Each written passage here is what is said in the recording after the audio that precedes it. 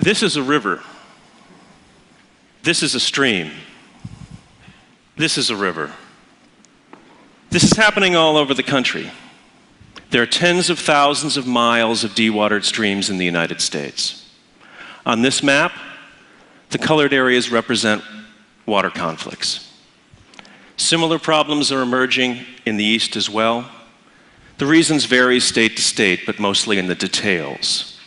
There are 4,000 miles of dewatered streams in Montana alone. They would ordinarily support fish and other wildlife. They're the veins of the ecosystem, and they're often empty veins. I want to tell you the story of just one of these streams because it's an archetype for the larger story. This is Prickly Pear Creek. It runs through a populated area from East Helena to Lake Helena. It supports wild fish, including cutthroat, brown, and rainbow trout. Nearly every year, for more than 100 years, it's looked like this in the summer. How did we get here? Well, it started back in the late 1800s when people started settling in places like Montana. In short, there was a lot of water and there weren't very many people. But as more people showed up wanting water, the folks who were there first got a little concerned. And in 1865, Montana passed its first water law. It basically said everybody near the stream can share in the stream. Oddly, a lot of people showed up wanting to share the stream, and the folks who were there first got concerned enough to bring out their lawyers. There were precedent-setting suits in 1870 and 1872, both involving Prickly Pear Creek. And in 1921, the Montana Supreme Court ruled in a case involving Prickly Pear that the folks who were there first had the first or senior water rights. These senior water rights are key. The problem is that all over the West now it looks like this. Some of these creeks have claims for 50 to 100 times more water than is actually in the stream. And the senior water rights holders, if they don't use their water right, they risk losing their water right along with the economic value that goes with it. So they have no incentive to conserve. So it's not just about the number of people. The system itself creates a disincentive to conserve because you can lose your water right if you don't use it. So after decades of lawsuits and 140 years now of experience, we still have this. It's a broken system. There's a disincentive to conserve because if you don't use your water rights, you can lose your water right. And I'm sure you all know this has created significant conflicts between the agricultural and environmental communities. Okay, now I'm going to change gears here. Most of you will be happy to know that the rest of the presentation's free. And some of you will be happy to know that it involves beer. Okay. There's another thing happening around the country, which is that companies are starting to get concerned about their water footprint. They're concerned about securing an adequate supply of water. They're trying to be really efficient with their water use. And they're concerned about how their water use affects the image of their brand. Well, it's a national problem, but I'm going to tell you another story from Montana.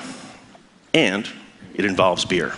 I bet you didn't know it takes about 5 pints of water to make a pint of beer. If you include all the grain, it takes more than 100 pints of water to make a pint of beer. Now, the brewers in Montana have already done a lot to reduce their water consumption. But they still use millions of gallons of water. I mean, there's water in beer. So, what can they do about this remaining water footprint that can have serious effects on the ecosystem? These ecosystems are really important to the Montana brewers and their customers. After all, there's a strong correlation between water and fishing, and for some, there's a strong correlation between fishing and beer. So the Montana brewers and their customers are concerned, and they're looking for some way to address the problem. So how can they address this remaining water footprint? Remember prickly pear. Up until now, business water stewardship has been limited to measuring and reducing. And we're suggesting that the next step is to restore. Remember prickly pear? It's a broken system. You've got a disincentive to conserve, because if you don't use your water rights, you risk losing your water right.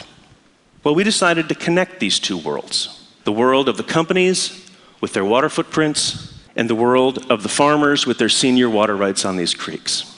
In some states, senior water rights holders can leave their water in stream while legally protecting it from others and maintaining their water right.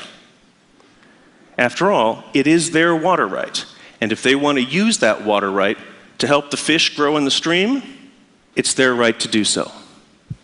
But they have no incentive to do so. So, working with local water trusts, we created an incentive to do so. We pay them to leave their water in stream. That's what's happening here. This individual has made the choice and is closing this water diversion, leaving the water in the stream.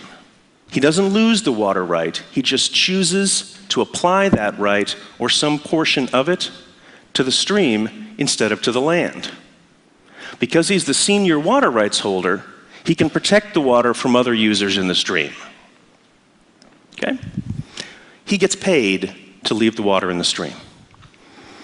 This guy's measuring the water that this leaves in the stream.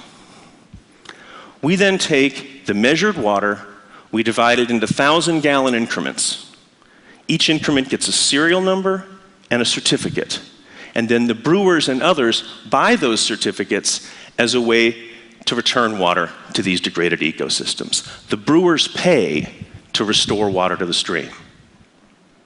It provides a simple, inexpensive, and measurable way to return water to these degraded ecosystems, while giving farmers an economic choice and giving businesses concerned about their water footprints an easy way to deal with them.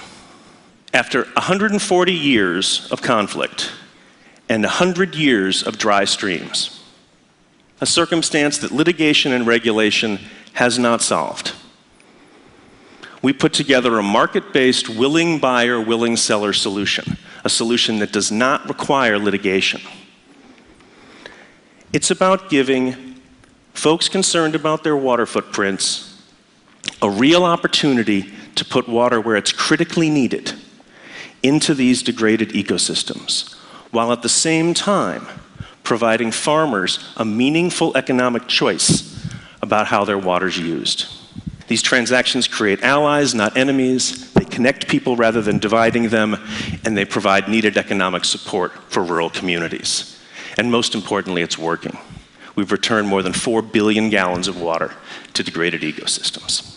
We've connected senior water rights holders with brewers in Montana, with hotels and tea companies in Oregon, and with high-tech companies that use a lot of water in the Southwest. And when we make these connections, we can and we do turn this into this.